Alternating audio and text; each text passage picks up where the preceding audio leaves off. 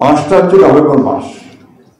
এই মাসটি আমাদের কাছে অত্যন্ত গুরুত্বপূর্ণ, কারণ এই মাসে 7ই নভেম্বরে 50 বছর আগে আমাদের এখানে একটা সিপাহী জনতা বিপ্লব হয়েছিল। সেই বিপ্লবের মধ্য দিয়ে আমাদের দলের প্রতিষ্ঠাতা, আধুনিক বাংলাদেশের রূপকার, স্থপতি, স্বাধীনতার ঘোষক শহীদ প্রেসিডেন্ট জিয়া রহমানের রাজনীতিতে পদার্পণ করেছিলেন। এই মাসটা আমরা সবসময়ই আপনার অত্যন্ত গুরুত্বপূর্ণভাবে দেখতে চাই। এবার আরো বেশি করে গুরুত্বপূর্ণ দেখতে চাই এই জন্যে যে 50 বছর পূর্তি হয়েছে ওই দিনটি। এই কারণে বলছি যে শহীদ প্রেসিডেন্ট জিয়া রহমান আসার পরেই বাংলাদেশে কিন্তু পুরো চেহারা বদলে গিয়েছিল। আমরা নতুন একটা বাংলাদেশ দেখতে পেয়েছিলাম।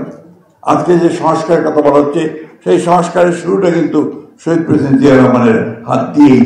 তিনি একদলীয় শাসন ব্যবস্থা 22 সাল থেকে বহুদলীয় সমাজশাসন ব্যবস্থায় গিয়েছিলেন, গণতান্ত্রিক একটা ব্যবস্থায় গিয়েছিলেন।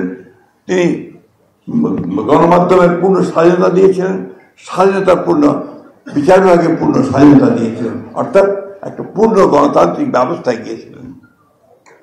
তার সময় কিন্তু আমাদের অর্থনৈতিক ক্ষেত্রেও সম্পূর্ণ নতুন সংস্কার নিয়ে নতুন কাজ শুরু হয়। একটা বদ্ধ অর্থনীতি থেকে আমরা একটা উন্মুক্ত অর্থনীতি, একটা ফ্রি মার্কেট ইকোনমিতে গিয়ে উপস্থিত হয়েছিলাম। তার নেতৃত্বে বাংলাদেশ মাত্র 3.5 বছরের মধ্যে অনেক দূরে এগিয়ে গিয়েছিল। দেশনেত্রী Begum Khaleda Zia presidential form of government থেকে পার্লামেন্টারি ফর্ম অফ গভর্নমেন্টে নিয়ে এসেছিলেন। এই বিষয়গুলো আমাদের বলা দরকার এই জন্যে যে আজকে একটা অত্যন্ত পরিকল্পিত প্রচারণা চলছে যে বিএনপি সংস্কার চায় না, বিএনপি সংস্কারের বিরোধী। বিএনপি হচ্ছে সেই দল যে দল সবচেয়ে আগে সংস্কারের কথা বলেছে, কাজ শুরু করেছে এবং আধুনিক বাংলাদেশ গড়ার ক্ষেত্রে অগ্রণী ভূমিকা পালন করেছে। আমাদের জেনারেশন, যেটা কিছুক্ষণ আগে দাদা বলেছেন, আমাদের জেনারেশন আমরা কিন্তু কিছুটা এই নতুন প্রযুক্তিতে একটা অশিক্ষিত জেনারেশন।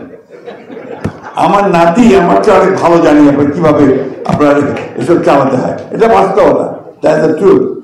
আমার বিশ্বাস আমাদের যারা আপনার একেবারে নতুন প্রজন্ম যারা আসছে, তারা এই ব্যাপারটাকে আরো অনেক আন্তরিকভাবে নেবেন এবং তারা এটাকে অনেক বেশি করে মানুষের কাছে, আমাদের জনগণের কাছে ছড়িয়ে দেবেন। যুগটাই হচ্ছে আপনার প্রযুক্তির যুগ। 4th রেভলিউশনের পরে এখন আপনার কোনো উপায় নেই যে আপনি এটাকে বাদ দিয়ে অন্য কোনোভাবে যাবেন।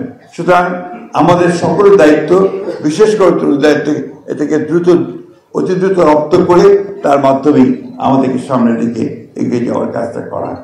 আমরা এই কথা বলতে আমার কোনো দ্বিধা নেই যে ক্ষেত্রে আমরা কিছুটা পিছিয়ে আছি।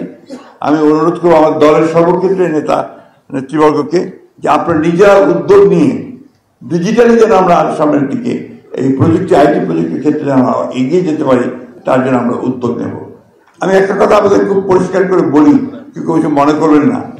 ধরেন আমাদের ভারপ্রাপ্ত চেয়ারম্যান মহোদয় একটা স্ট্যাটাস দিলেন, উনি টুইটারে সাধারণত কোনো বক্তব্যটা দেন। আমরা যারা আছি এই সেটা দেখলাম, আমরা খুব কম সংখ্যক লোক সেটাকে লাইক দিই বা কমেন্ট দিই। এটা খুব জরুরি।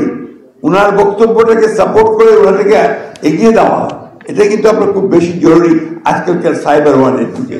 এই কথাটা আমি প্রথম থেকে বলছি, যুদ্ধটা এখন সাইবার ওয়ার্ল্ড। আপনি কয়টা বক্তৃতা করলেন, কয়টা গিয়ে আপনি জনসভা করলেন, সেটা ইম্পর্টেন্ট না। ইম্পর্টেন্ট হচ্ছে যে কত সংখ্যক মানুষের কাছে আপনি এই ডিজিটালে পৌঁছতে পারবেন, দ্যাটস ভেরি ইম্পর্টেন্ট।